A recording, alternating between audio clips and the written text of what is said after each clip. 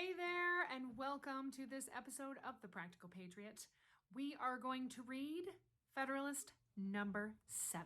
Here we go. The subject continued and particular causes enumerated. It is sometimes asked with an air of seeming triumph what inducements the states could have if disunited to make war upon one another.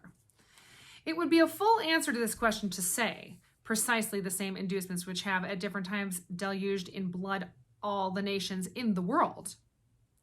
But unfortunately for us, the question admits of a more particular answer.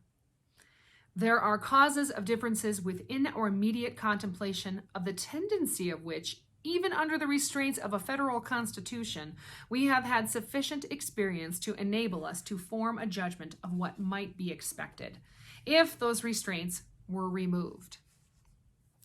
Territorial disputes have at all times been found one of the most fertile sources of hostility among nations. Perhaps the greatest portion of the wars that have desolated the earth have sprung from this origin. The cause would exist among us in full force. We have a vast tract of unsettled territory within the boundaries of the United States. There are still discordant and undecided claims between several of them, and the dissolution of the Union would lay a foundation for similar claims between them all. It is well known that they have heretofore had serious and animated discussions concerning the right to the lands which were ungranted at the time of the Revolution, and which usually went under the name of Crown lands.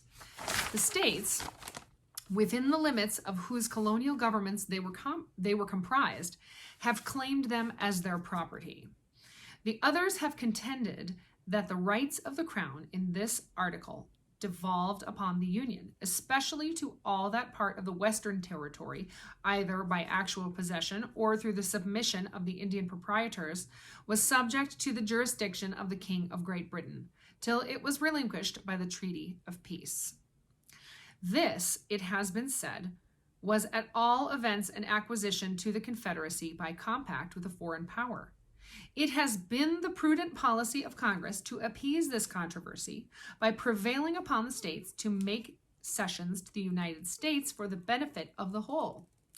This has been so far accomplished as under a continuation of the Union to afford a decided prospect of an amicable termination of the dispute. A dismemberment of the Confederacy, however, would revive this dispute and would create others on the same subject. At present, a large part of the vacant Western Territory is, by cession at least, if not by any anterior right, the common property of the Union. If that were an end, the states which have made cessions on a principle of federal compromise would be apt, when the motive of the grant has ceased, to reclaim the lands as a reversion. The other states would no doubt insist upon a proportion by the right of representation. Their argument would be that a grant once made could not be revoked, and that the justice of their participating in a territory acquired or secured by the joint efforts of the Confederacy remained undiminished. If, contrary to probability, it should be admitted by all the states that each had a right to share of this common stock, there would still be a difficulty to be surmounted as to a proper rule of apportionment. Different principles would be set up by different states for this purpose, and they would affect the opposite interest of the parties. They might not easily be susceptible to a pacific adjustment. In the wide field of Western Territory, therefore, we perceive an ample theater for hostile pretensions, without any umpire or common judge to interpose between the contending parties. To reason from the past to the future, we shall have good ground to apprehend that the sword would sometimes be appealed to as the arbiter of those differences. Though the circumstances of the dispute between Connecticut and Pennsylvania respecting the lands at Wyoming admonish us not to be sanguine in expecting an easy accommodation of such differences. The Articles of Confederation oblige the parties to submit the matter to the decision of a federal court. The submission was made, and the court decided in favor of Pennsylvania. But Connecticut gave strong indications of dissatisfaction with that determination, nor did she appear to be entirely resigned to it, till by negotiation and management something like an equivalent was found for the loss she supposed herself to have sustained. Nothing here said is intended to convey the slightest censure on the conduct of that state.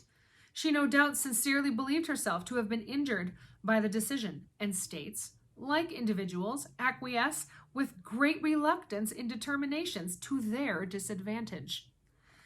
Those who had an opportunity of seeing the inside of the transactions, which attended the progress of the controversy between this state and the District of Vermont, can vouch the opposition we experienced as well from states not interested as from those who were interested in the claim, and can attest the danger to which the peace of the Confederacy might have been exposed had this state attempted to assert its rights by force. Two motives preponderated in that opposition. One, a jealousy entertained for our future power. Another, the interest of certain individuals of influence in the neighboring states who had obtained grants of lands under the actual government of that district. Even the states which brought forward claims in contradiction to ours seemed more solicitous to dismember this state than to establish their own pretensions. These were New Hampshire, Massachusetts, and Connecticut. New Jersey and Rhode Island, upon all occasions, discovered a warm zeal for the independence of Vermont, and Maryland, until alarmed by the appearance of a connection between Canada and that place, entered deeply into the same views. These, being small states, saw with unfriendly eye the perspective of our growing greatness. In a review of these transactions, we may trace some of the causes which would be likely to embroil the states with one another, if it should be their unpropitious destiny to become disunited. The competitions of commerce would be another fruitful source of contention. The states less favorably circumstanced would be desirous of escaping from the disadvantages of local situation and of sharing in the advantages of their more fortunate neighbors. Each state or separate confederacy would pursue a system of commercial polity peculiar to itself. Excuse me. This would occasion distinctions, preferences, and exclusions which would beget discontent. The habits of intercourse on the basis of equal privileges, to which we have been accustomed from the earliest settlement of the country, would give a keener edge to those causes of discontent than they would naturally have, independent of this circumstance.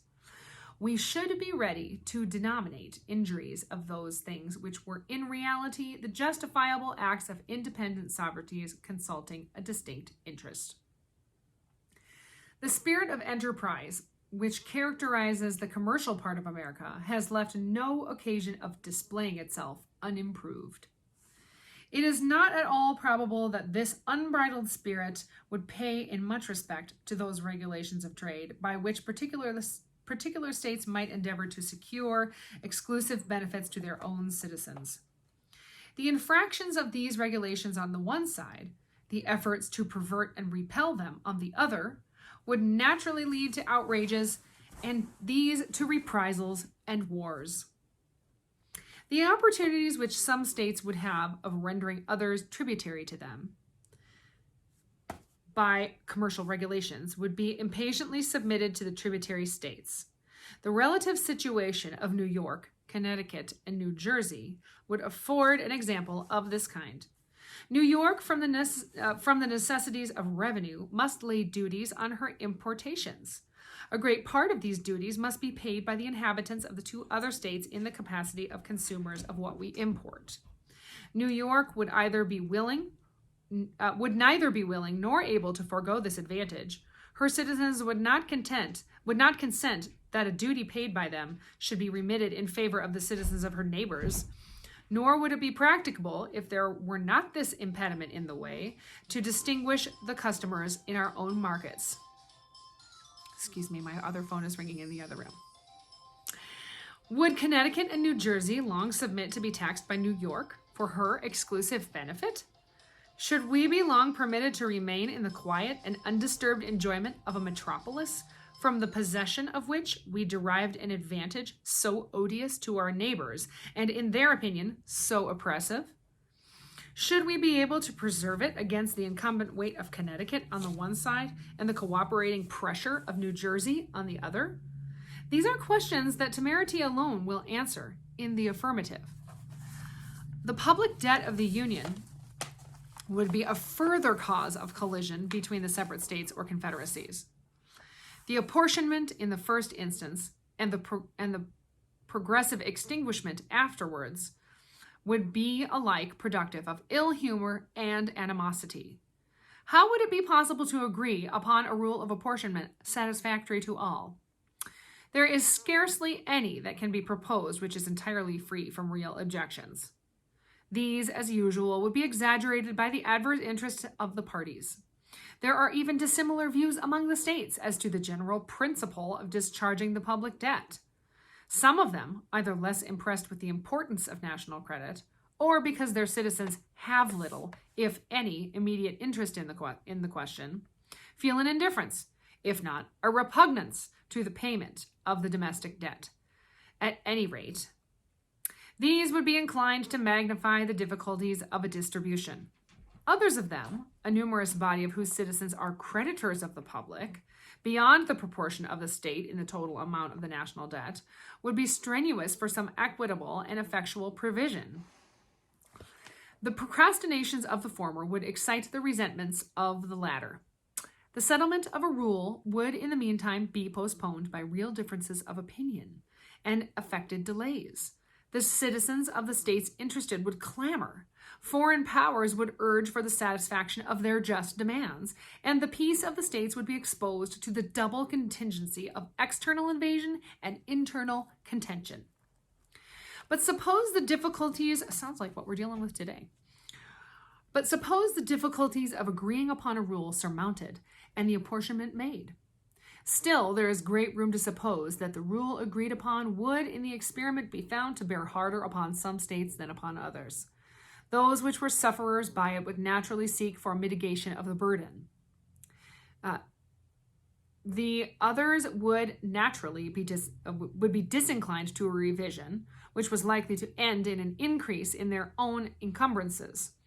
Their refusal would afford the complaining states a pretext for withholding their contributions, too plausible not to be embraced with avidity, and the non-compliance of these states with their engagements would be a ground of bitter dissension and altercation. If even the rule adopted should in practice justify the equality of its principles, still delinquencies in payment on the part of some of the states would result from a diversity of other causes. The real deficiency of resources, the mismanagement of their finances, accidental disorders in the administration of the government, and in addition to the rest, the reluctance with which men commonly part with money for their purposes, that they have outlived the exigencies which produce them, and interfere with the supply of immediate wants. Delinquencies from whatever causes would be productive of complaints, recriminations, and quarrels.